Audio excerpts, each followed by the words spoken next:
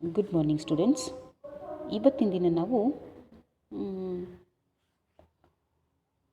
ನಮ್ಮ ಪರಿಸರದಲ್ಲಿ ಮರ ಗಿಡ ಎಲ್ಲ ಇದೆ ಅಲ್ವಾ, ಅದನ್ನು ನಾವು ಬೆಳೆಸ್ತೀವಿ.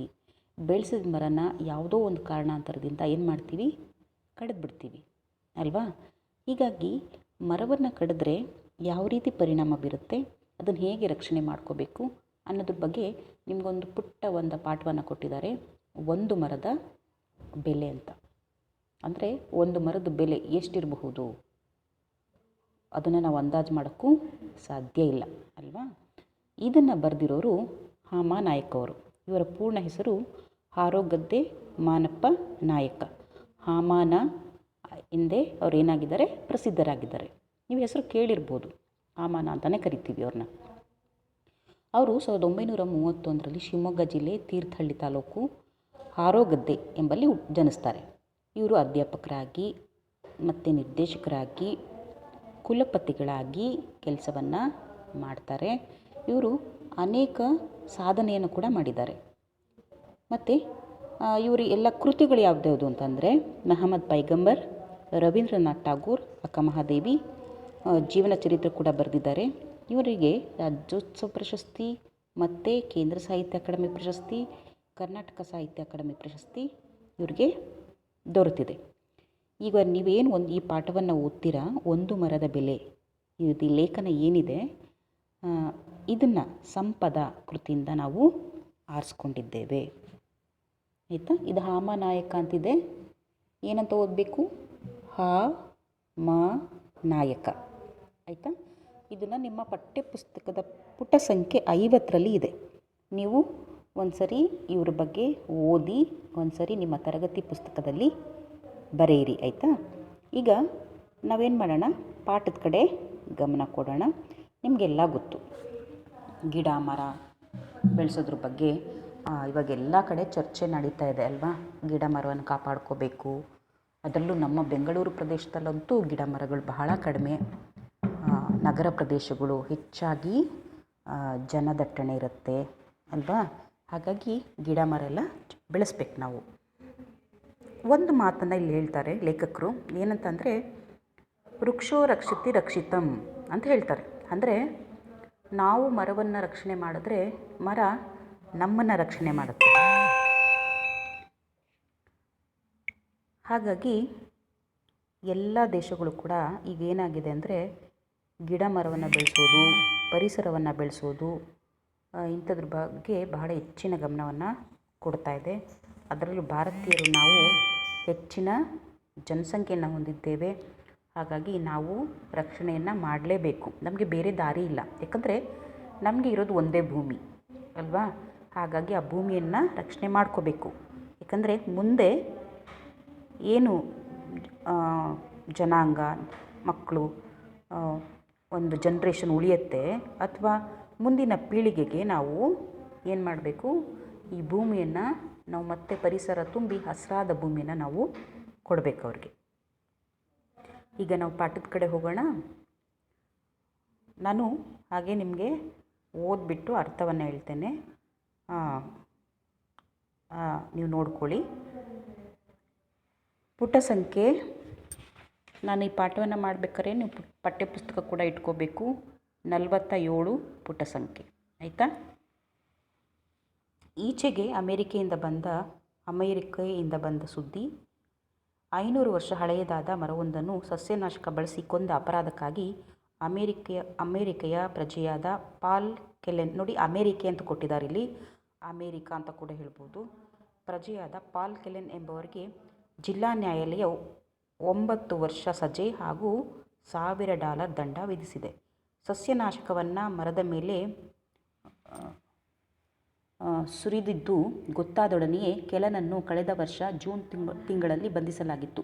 $20,000 ಜಮೀನು ಒದಗಿಸಲು ಸಾಧ್ಯವಾಗದೇ ಹೋದುದರಿಂದ ಅವನಿನ್ನು ಜೈಲಿನಲ್ಲೇ ಇದ್ದಾನೆ. ಅಮೆರಿಕ ಟೆಕ್ಸಸ್ ರಾಜ್ಯದ ಹೌಸ್ಟನ್ ಎಂಬಲ್ಲಿ ನಡೆದ ಘಟನೆ ಇದು. ಈ ಕೃತ್ಯದಿಂದ ಆ ಹೆಮ್ಮರ ಅರ್ಧಕ್ಕೂ ಹೆಚ್ಚು ಭಾಗ ಸತ್ತು ಹೋಗಿದೆ. ಈ 1 ವರ್ಷದಲ್ಲಿ ಮರವನ್ನು ಉಳಿಸಲು ಅಗತ್ಯವಾದ ಕ್ರಮ ಕೈಗೊಳ್ಳುವ ಸಲುವಾಗಿ ಹೌಸ್ಟನ್ ನಗರ ಪಾಲಿಕೆಗೆ $1 ಲಕ್ಷಕ್ಕೂ ಹೆಚ್ಚು ದೇಣಿಗೆ ಬಂದಿದೆ.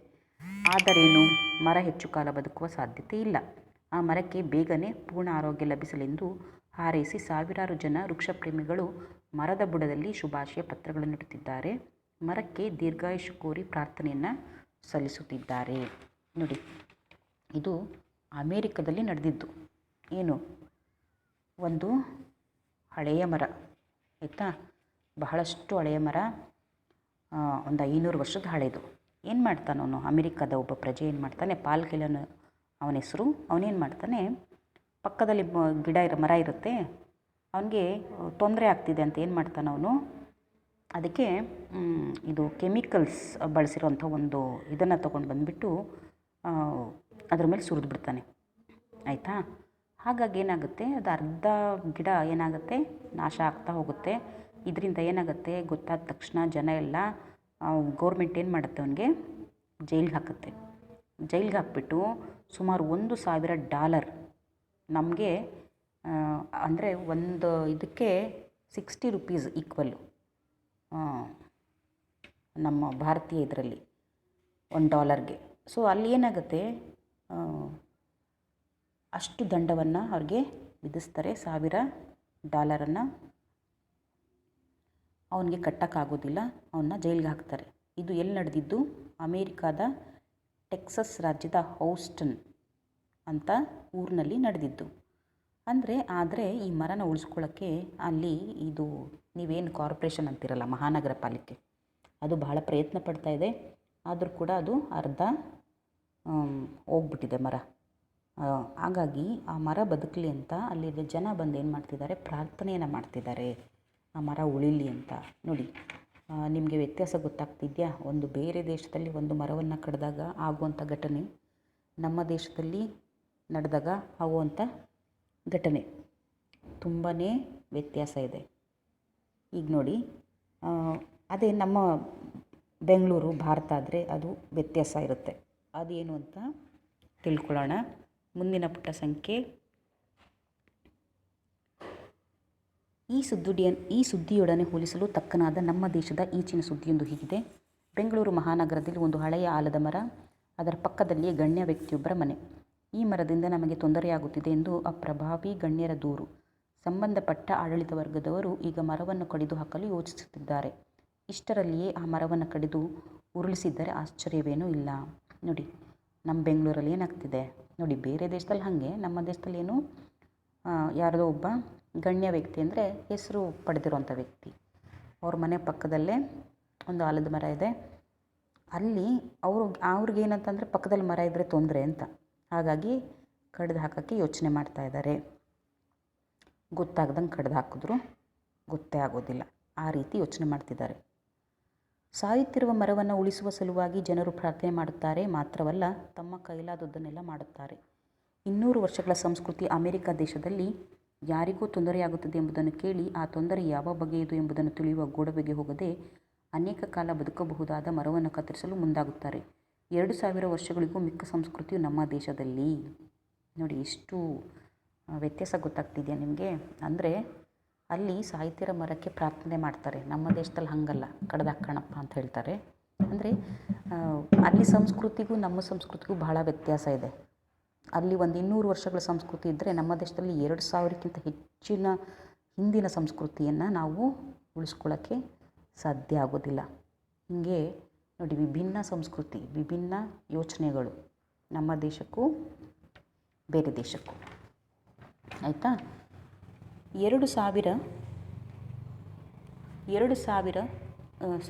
ತೀರಾ ಭಿನ್ನವಾದ ದೃಷ್ಟಿಕೋನಗಳು ಆ ಅಮೆರಿಕ ಜನರಲ್ಲಿ ನಮ್ಮ ಭವಿಷ್ಯದಲ್ಲಿ ಆಸಕ್ತಿ ಇದೆ.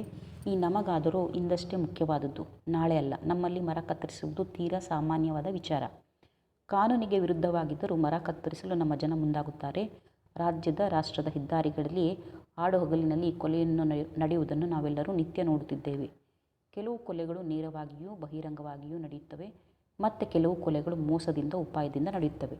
ಮೊದಲು ಸ್ವಲ್ಪ ತೊಗಟೆ ತೆಗೆದು ಆಮೇಲೆ ಚಕ್ಕೆ ಕಿತ್ತಿ, ಸೊಪ್ಪು ಕಿತ್ತು, ರೊಂಬೆ ಕಡಿದು ನಿಧಾನವಾಗಿ ಮರಗಳನ್ನು ಸಾಯಿಸಲಾಗುತ್ತದೆ. ಇದನ್ನೆಲ್ಲ ಯಾರು ಗಂಭೀರವಾಗಿ ಪರಿಗಣಿಸುವುದಿಲ್ಲ. ನೋಡಿ, ನಮ್ಮ ದೇಶದಲ್ಲಿ ಏನು ಮಾಡ್ತಾರೆ ಅಂದರೆ, ನಾವು ಯೋಚನೆ ಮಾಡ್ತಿರ್ತೀವಿ ಯಾವ ಮರ ಕಡಿದ್ರೆ ಮೊದಲು ಸಾಕಪ್ಪ ಅಂತ. ಅದರಲ್ಲೂ ರಸ್ತೆಗಳನ್ನ ಮಾಡಬೇಕಾದ್ರಂತೂ ಹಾಗೆ ಕತ್ತರಿಸ್ತಾನೆ ಇರ್ತೀವಿ. ಆದರೆ ಹೇಗೆ ಅಂದರೆ ಇದು ಗೊತ್ತು ನಮಗೆ, ಕಾನೂನು ಪ್ರಕಾರ ನಾವು ಮರವನ್ನು ಕಡಿಬಾರ್ದು, ಅದು ಶಿಕ್ಷಾರ್ಹ. ಆದರೆ ಏನಾಗುತ್ತೆ ಇಲ್ಲಿ, ಗೊತ್ತಿಲ್ಲದಂಗೆ ಸರ್ಕಾರಕ್ಕೆ ಏನು ಮಾಡ್ತಾರೆ, ಮೊದಲು ತೊಗಟೆ ತೆಗಿತಾರೆ, ಆಮೇಲೆ ಎಲೆಗಳನ್ನ ಕಿತ್ತು ಹಾಕ್ತಾರೆ, ಆಮೇಲೆ ಒಂದು ಕೊಂಬೆನ ಕತ್ತರಿಸ್ತಾರೆ. ಹೀಗೆ ಸ್ವಲ್ಪ ಸ್ವಲ್ಪನೇ ಏನು ಮಾಡ್ತಾರೆ, ಕತ್ತರಿಸ್ಕೊಂಡು ಹೋಗ್ತಾರೆ. ಇಂಥ ಕೊಲೆಗಳು ತುಂಬಾ ನಡೆಯುತ್ತೆ, ಅದು ಯಾರಿಗೂ ಗೊತ್ತೇ ಆಗೋದಿಲ್ಲ. ಆ ರೀತಿಯಲ್ಲಿ ಮರಗಳನ್ನ ನಾಶ ಮಾಡ್ತಾರೆ. ಒಂದು ಮರದ ಬೆಲೆ ಏನು ಎಂದು ತಿಳಿದುಕೊಳ್ಳುವ ಗೋಜಿಗೆ ನಾವು ಹೋಗಿಲ್ಲ. ಬೆಲೆ ಕಟ್ಟಲು ಮರದ ದಪ್ಪ, ಎತ್ತರ, ಅದರ ಉಪಯೋಗದ ಅಂದಾಜು ಇದೆಲ್ಲ ಅಗತ್ಯವೆಂದು ಯಾರಾದರೂ ಹೇಳಬಹುದು. ನಿಜ, ನಾವು ಬಲ್ಲ ಬೆಲೆ ಇದನ್ನೇ ಅವಲಂಬಿಸಿರುತ್ತದೆ. ಆದರೆ ಮರದ ನಿಜವಾದ ಬೆಲೆ ಏನೆಂಬುದನ್ನು ನಾವು ಯೋಚಿಸಿಯೇ ಇಲ್ಲ. 50 ವರ್ಷ ತುಂಬಿದ ಆರೋಗ್ಯವಂತ ಮರವೊಂದರ ಬೆಲೆ ಏನು ಎಂಬುದನ್ನು ವಿಜ್ಞಾನಿಯೊಬ್ಬರು ಲೆಕ್ಕ ಹಾಕಿ ಹೇಳಿದ್ದಾರೆ. ನೋಡಿ, ಒಂದು ಮರದ ಬೆಲೆ ಏನು ಅಂತ ಯೋಚನೆ ಮಾಡೋದಾದರೆ ನೀವೇ ಯೋಚನೆ ಮಾಡಿ. ಒಂದು ಗಿಡ ಬೆಳೆಸ್ತೀವಿ, ಮರ ಬೆಳೆಸ್ತೀವಿ, ಅದಕ್ಕೆ 50 ವರ್ಷ ಆಗುತ್ತೆ. ಅದು ತುಂಬ ಚೆನ್ನಾಗಿ ಬೆಳೆದಿರುತ್ತೆ. ಅದರಿಂದ ನಾವು ಎಷ್ಟು ಪ್ರಯೋಜನ ಪಡ್ಕೋತೀವಿ. ಗಾಳಿ, ಬೆಳಕು ಅಲ್ವಾ, ಶುದ್ಧವಾದ ಗಾಳಿ, ಆಮೇಲೆ ಹಣ್ಣು, ಹೂವು ಎಲ್ಲವನ್ನು ಪಡ್ಕೋತೀವಿ. ಆದರೆ ಅದು ಕೊಡೋವಂಥ ಬೆಲೆ ಅಷ್ಟು ನಾವು ಅಂದಾಜು ಮಾಡಲಿಕ್ಕೆ ಸಾಧ್ಯ ಇಲ್ಲ ಅಂತ ಒಬ್ಬ ವಿಜ್ಞಾನಿ ಕೂಡ ಹೇಳ್ತಾರೆ. ಇವರ ಪ್ರಕಾರ ಒಂದು ಮರವೊಂದರ ಬೆಲೆ 16 ಲಕ್ಷ ರೂಪಾಯಿಗಳಿಗಿಂತ ಹೆಚ್ಚು. ಅಂದರೆ ಒಂದು ಮರದ ಬೆಲೆ ಎಷ್ಟಿರ್ಬೋದು, ಸಾಮಾನ್ಯವಾಗಿ 16 ಲಕ್ಷಕ್ಕಿಂತ ಜಾಸ್ತಿ. ಯಾಕೆ ಅಂತ ಅಂದರೆ ಆಮ್ಲಜನಕದ ಬೆಲೆ 2.5 ಲಕ್ಷ. ನೋಡಿ, ಒಬ್ಬೊಬ್ಬರಿಗೆ ಹಾಸ್ಪಿಟಲ್ಗೆ ಹೋದರೆ ಆಮ್ಲಜನಕ ಇದು ಕೊಡೋದು ಅಥವಾ ನಮಗೆ ಗಾಳಿ ನಾವೇನು ಸೇವನೆ ಮಾಡ್ತೀವಿ ಅದು ಸುಮಾರು 2.5 ಲಕ್ಷ. ಅಂದರೆ ಅದು ನಮ್ಮಿಂದ ಏನು ನಾವು ಹೊರಗಡೆ ಬಿಡುವಂಥ ಇಂಗಾಲದ ಡೈಆಕ್ಸೈಡನ್ನು ಎಳ್ಕೊಳ್ಳುತ್ತೆ, ಆಯಿತಾ, ಅದಕ್ಕೆ 5 ಲಕ್ಷ. ಮಣ್ಣಿನ ಸವೆತ ತಡೆಯುತ್ತೆ, ಯಾಕಂದರೆ ಮಳೆ ಬಂದಾಗೆಲ್ಲ ಮಣ್ಣು ಕೊಚ್ಕೊಂಡು ಹೋಗೋದೆಲ್ಲ ತಡೆಯುತ್ತೆ, ಅದಕ್ಕೆ 2.5 ಲಕ್ಷ.